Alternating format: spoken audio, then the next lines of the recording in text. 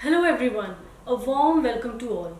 This is Advocate Rashi Kusai, Legal Associate with NRI Legal Services. Today, in this video, I will apprise you about inheritance under Muslim laws. In India, Muslims are governed by the Muslim Personal Law Shariat Application Act 1937.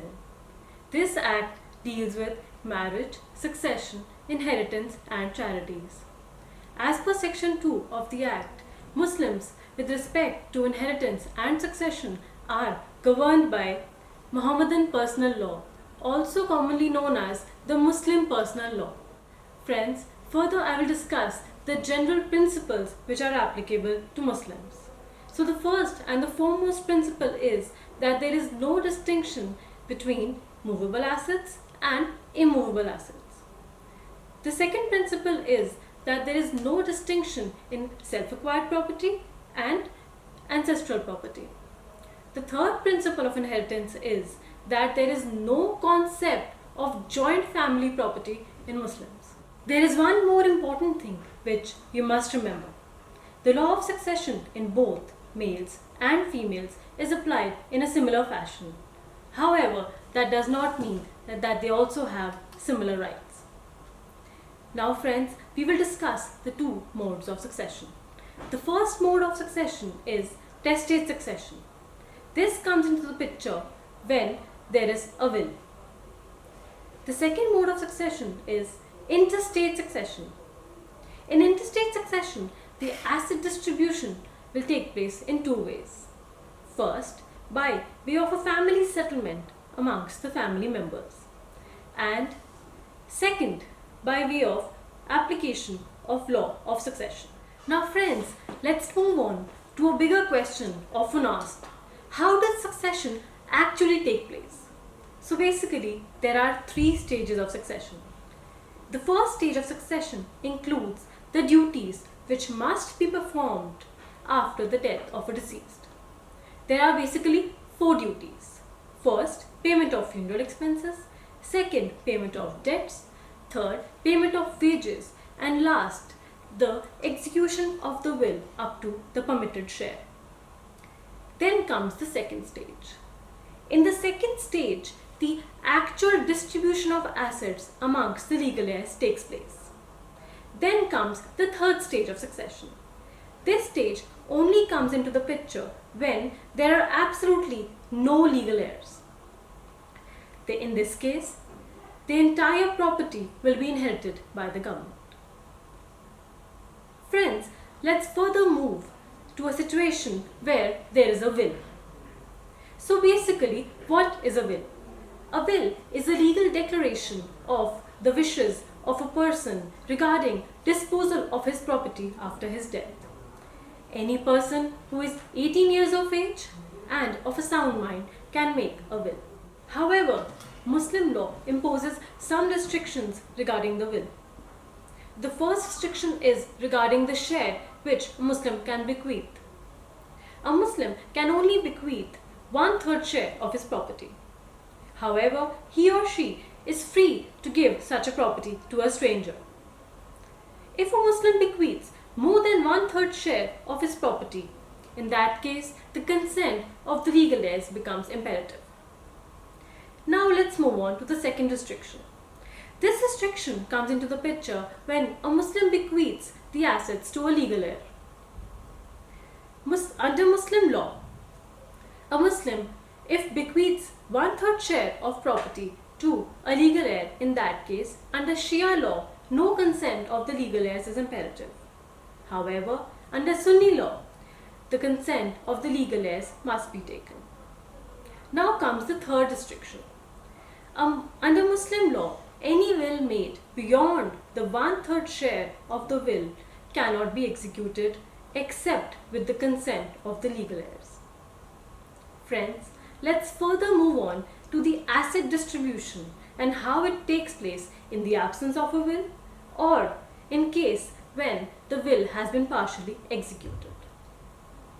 The asset distribution will take place in the order of succession. So basically, there are three categories of legal heirs. First are the sharers. Second are the residuaries. and the third are the distant kindred. So the first in line of priority are the sharers. The sharers are those legal heirs who are entitled to a prescribed share in the property. They are also called Quranic heirs. There are basically 12 sharers. They are father, mother, daughter, daughter of a son, grandfather, grandmother, full sister, uterine sister, consanguine sister, uterine brother, etc. Next in line of priority are the residuaries.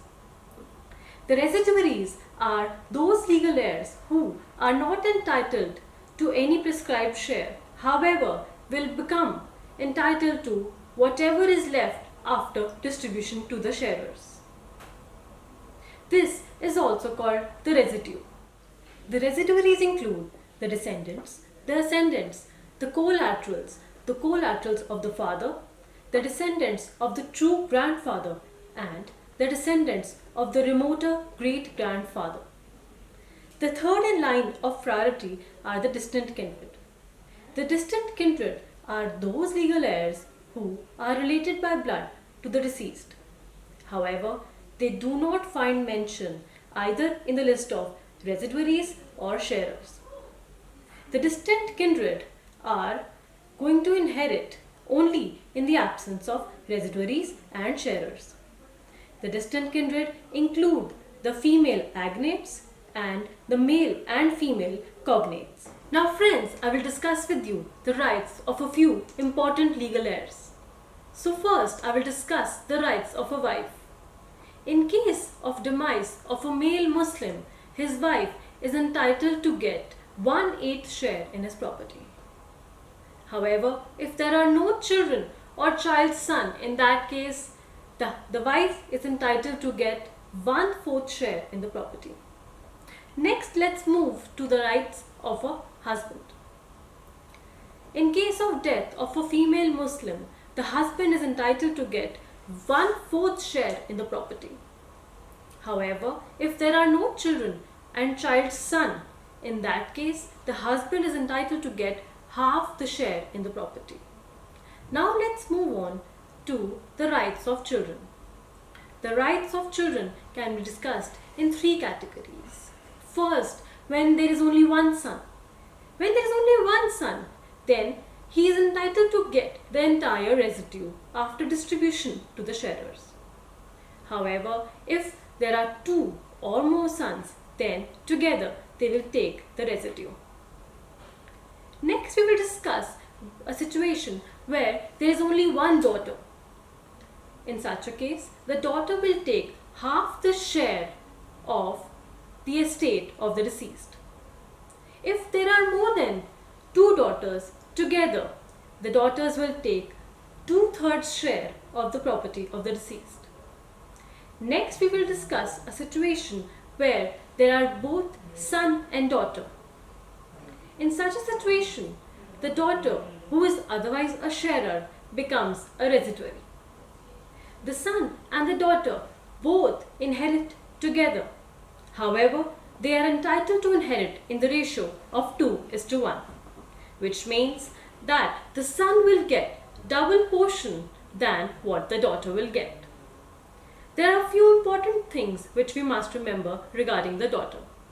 First, that daughter will inherit irrespective of her marital status. Second, the daughter is entitled to inherit both from the deceased when he is male or female. Now let's discuss the rights of a father. Father holds great importance under Muslim law. The father is entitled to get 1/6 share in the property of the deceased. However, if there are no lineal descendants, the father is also entitled to get the entire residue. Next, I will discuss the rights of a mother. Mother is a sharer. She is entitled to get 1/6 share in the property. However, if parents are the only legal heirs, in that case, the mother will get 1/3 share in the property and the remaining property will go to the father. This is a special circumstance. Next, let's discuss the rights of the daughter of a deceased son. She is sharer. She is entitled to get half the share in the property in the absence of a son, two daughters, higher son's son, higher son's daughter, etc. When there are two or more daughters of a son, in that case, together they will take 2/3 share in the property in the absence of the legal heirs I just mentioned.